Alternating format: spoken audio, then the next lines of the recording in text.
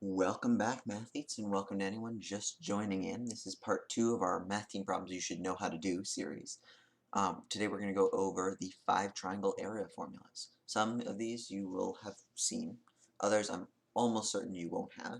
Even if you don't really understand why they work, it would be an excellent idea to memorize them, or at least write them down because they will make certain problems a breeze that would otherwise be super difficult. So let's get started. First, we're going to just go over some basic labeling principles with triangles. If I have triangle ABC and it's labeled for its points, then each point is going to be labeled with a capital letter A, B, or C.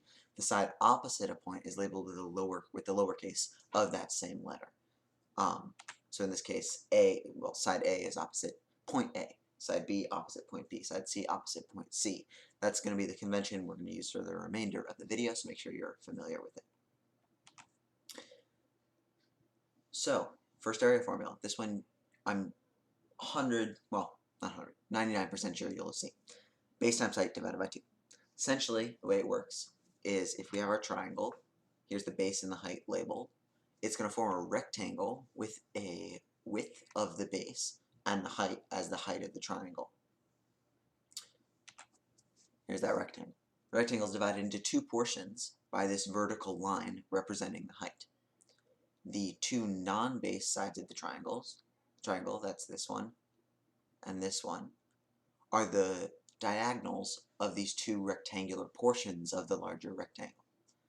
The diagonals divide a rectangle in half, so we know that each of these right triangles are exactly half the area of the rectangle, the portion of the larger rectangle that they are part of, which means that the full triangle is half the area of the full rectangle, which is why we divide base times height by 2 to get the area of the triangle.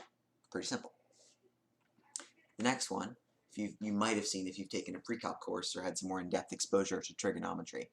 Essentially, it involves defining h in terms of one of the angles of the triangle. In this case, we have our triangle with sides A, B, and angle C, which is at point C. We're going to draw the altitude, which is the vertical line from point A to side A, which forms a right angle to side A. Now we have a right triangle with a hypotenuse B, so we know that the sine of angle C is equal to opposite over hypotenuse, or in this case, h over b. If that doesn't make any sense to you, I would recommend finding a video on basic trigonometric or trigonometry. If you've never seen sine, cosine, tangent before, that's probably where you should start for this. If we rearrange this function to solve for h, we're going to get h equals b sine c, which we can plug back into the triangle. In this case, now we have our base and our height. So a times b sine c divided by 2 is really the same as saying base times height divided by 2. So these are, in a way, the same formula, but one of them is redefining that height in terms of one of the angles and another of the sides. This is if you have a side angle side information for a triangle, you can solve for its area. Alright, moving on. Before we go any further, next 3 formulas are going to get much more difficult to prove, involving some fancy construction and stuff. So for this video, we're actually going to skip the proofs and just tell you the formulas. In a later video, we'll go through and prove each one.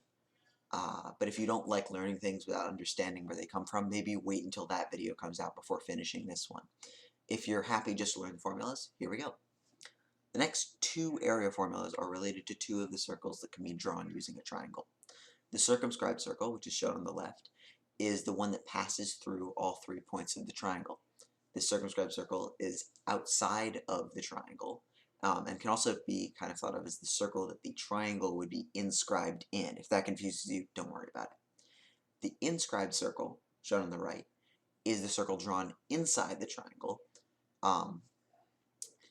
We'll do another video eventually about all the useful relationships between segments formed by these circles drawn in around triangles, but for now, just know that the circumscribed circle is the outside one and the inscribed circle is the inside one. Alright, so let's go through the inscribed circle formula. Here it is. We need to define 2 more values for this one. The semi-perimeter, S, is equal to half the perimeter of the triangle. The little r is the radius of the inscribed circle, or the in radius. If you multiply the two together, the semi-perimeter times the in radius, that's the area of the triangle. This formula, though deceptively simple looking, is difficult to derive. A quick note about using this in competition: usually you will be given other identities of the triangle and asked to find the in radius, so it's usually only used when arranged to solve for r. As you can see, r equals the area divided by the semi-perimeter. But I've seen it used both ways. Generally, if a problem mentions a circle inscribed in a triangle, try to find a place where this formula could be used. It probably will be. The circumscribed area formula is a bit more complicated looking, but it's actually easier to derive. We'll do a video explaining this and the other two, as I said, but there'll be a link in the description to a really elegant proof of this one on one of my favorite websites, The Art of Problem Solving. The only other value you'll need for this one is big R, which is the radius of the circumscribed circle, or the circumradius. The formula, as you can see on the screen, is all of the side lengths multiplied together, divided by 4 times the circumradius. Again, this will usually be used in reverse to find the area of the circumscribed circle for problems like what would be the area outside a 3, 4, 5 triangle, but inside its circumscribed circle. In that case, you would use a different technique to find the area of the triangle, and then use this formula to find the area of the circle around it, based on that circle's radius.